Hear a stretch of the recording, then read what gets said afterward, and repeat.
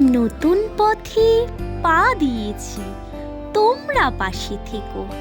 ছন্দপ্রেমী মেয়েটার চ্যানেলটা ভালোবাসায় ভরিয়ে রেখো।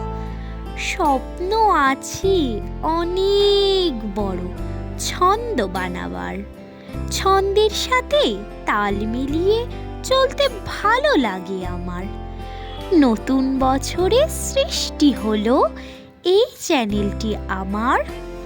নতুন বছরের শুভেচ্ছা জানাই তোমাদের সবার। নতুন বছর কেমন যাচ্ছে জানাও দেখি এবার। আমি নতুন বছরে তোমাদের পাশে নিয়ে শুরু করলাম আমার স্বপ্নের যাত্রা এবার।